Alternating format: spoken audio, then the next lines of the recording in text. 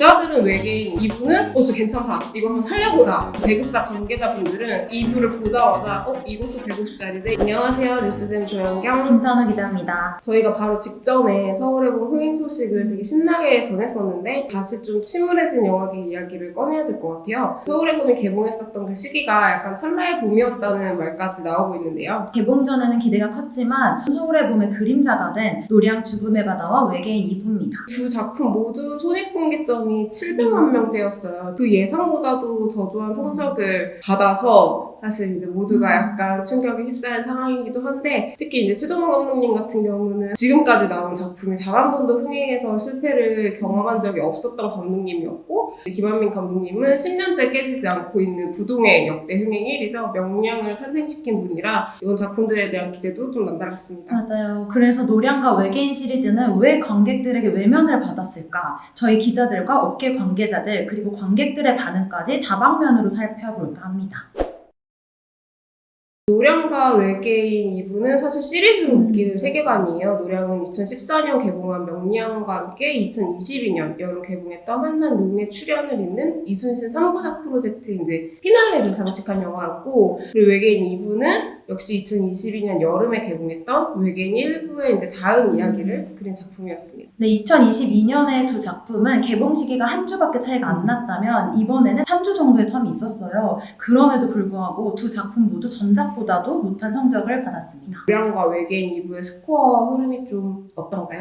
지난달 20일에 개봉한 노량 같은 경우에는 누적 관객수 451만 명, 10일에 개봉한 외계인 2부는 112만 명을 기록 중인데요. 먼저 노량을 보면 아마도 이순신 3부작 중에 최저 성적을 거둘 것으로 예상됩니다. 외계인 2부는 더 만만치 않죠? 네, 외계인 1부가 7일 만에 100만 명을 돌파했던 것에 비해서 외계인 2부는 12일 만에 100만 명을 넘겼는데요. 속도 자체가 더딘 상황이에요.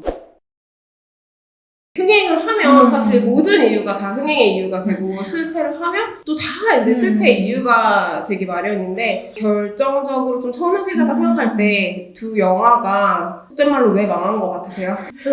너무 마음이 아픈데, 먼저 노량은 명량이 신선했잖아요. 그리고 한산은 51분 가까이 되는 해상씬이 감탄적이었다면 노량은 사실 기술적으로는 가장 훌륭하지만 큰 임팩트가 없었다. 앞선 서울의 봄이 너무나 막강했던지라 충분히 노량도 좋은 작품임에도 좀 임팩트가 없었다, 아쉬웠다. 역사가 스포긴 하지만 이제 마지막 장면을 풀어낸 그 과정이 좀 아쉬움이 크다는 의견들이 많았습니다. 언론 시사회 때 가서 이제 봤는데, 사실 그 영화관에 있었던 사람들 중에는 제가 제일 잘 봤다고 생각해요. 왜냐면 그때 반응이 제가 제일 좋았거든요. 김한민 감독님이 이 러닝타임에 담고자 했던 이제 이순신 장군님의 정신이나 뭐 이런 걸 다 이해는 했어요. 근데 또 이제 지루하지 않다고 말하기에는 그럴 수는 없는 작품으로 나오긴 해서, 역사를 다루긴 했지만 영화는 다큐멘터리는 아니잖아요. 근데 전쟁이 이제 이기긴 했는데 사실 그게 약간 후련하거나 이렇게 담기진 않아서 피날레인데 약간의 답답함이 이제 남겨진 게 가장 큰 차별점이 아니었나 싶습니다. 또 외계인 시리즈 같은 경우는 뭐 2부와 1부로 나누지 말고 한 번에 했어야 됐다. 아니면 차라리 시리즈물로 나왔으면 얼마나 좋았을까 하는 의견들이 지배적이었고, 최동원 감독님의 이런 도전은 정말 박수치고 싶지만 어쩔 수 없는 유치함이 조금 아직은 있는 것 같다. 그리고 이제 마지막 엔딩곡이 있어요. 보신 분들은 아실 텐데 팝송처럼 흘러나오는 그 장면이 좋은 사람도 있지만 약간 좀 마블스럽다라는 의견들도 많이 있었습니다.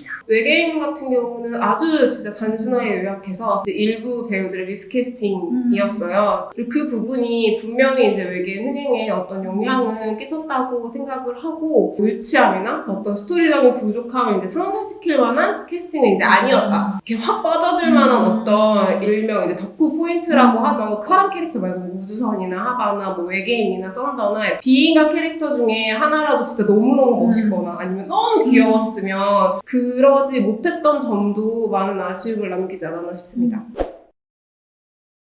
두 작품 공통적으로 재미가 없었다. 킬링 포인트, 와우하는 포인트가 없었다. 문제도시 3나 서울의 봄 같은 경우는 사실 뭐 흥행에 결정적인 이유들이 있었어요. 통쾌한 액션 아니면 밈 이런 현상들이 있었는데 그런 게 없었다는 거를 패착의 요인으로 가장 많이 꼽으시더라고요. 또 외계인 2부가 더 잘 나왔고 1부를 안 봐도 이해가 가능하다곤 하지만 1부의 결과가 나왔던 그 순간에 어느 정도 프레임이 씌워지면서 맞아요. 그 장벽을 깨부수기 힘들다는 의견도 있었고요. 또 명량과 한산 사이에 거의 10년이라는 시간이 있었던 것과 달리 노량은 개봉의 텀이 너무 짧지 않았나 하는 이야기도 있었습니다. 많이 말씀하시는 뭐 티켓 값이나 큰 경쟁작의 이제 관객 파이가 이렇게 좀 나뉘어졌다라는 말들도 있긴 했지만 관객분들도 아시다시피 저희도 알다시피 아무래도 이건 핑계가 좀 될 것 같고 이제 영화만 잘 나왔다면 그게 다 무슨 소용이냐라는 이제 말을 하다 보니까 이 두 작품의 언론 시사회를 갔었던 상황에서 그 시사회 직후 반응을 떠올려 보면 노량은 제일 많이 이제 관계자들이 했던 말이 외국어 듣기 평가를 하는 기분이었다라는 한 줄 평을 제일 많이 이제 영화가 끝나자마자 그 얘기를 제일 많이 하더라고요. 그러니까 그 한 줄 평이 이 영화를 설명해 주는 평가라면 조금 말 다 하지 않았나라는 생각이 들었고 사실 저는 배급팀 반응이 조금 놀라웠던 게 사실 기자들은 외계인 이제 일부를 봤을 때는 진짜 막 어리둥절하긴 했어요. 약간 이게 뭐지? 막 어떡하지? 이런 반응이 조금 대다수였으면 이분은 진짜 괜찮다. 이거 한번 살려보자. 이제 약간 이런 분위기가 약간 강세였거든요. 한 300만 명 정도는 이제 갈 거라고 예상을 했는데 그 배급사 관계자분들은 딱 2부를 보자마자 이것도 150짜리인데 이렇게 말씀을 이제 하시더라고요. 그 예측이 맞았다는 게 조금 슬프기도 합니다.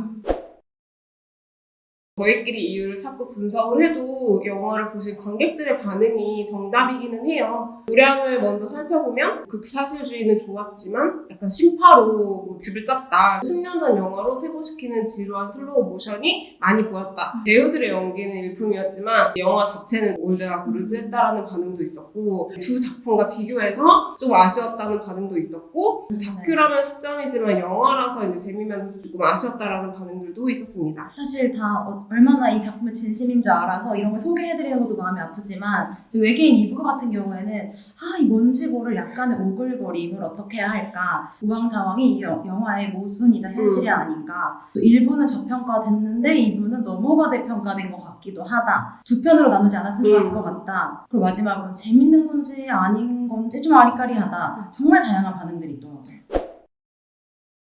두 작품이 약간 호불호는 갈렸지만 못 만든 영화는 아닌데 결과적으로 이제 관객들의 마음을 훔치지 못했으니까 약간 감독님들도 많이 아쉬워하지 않을까 싶습니다.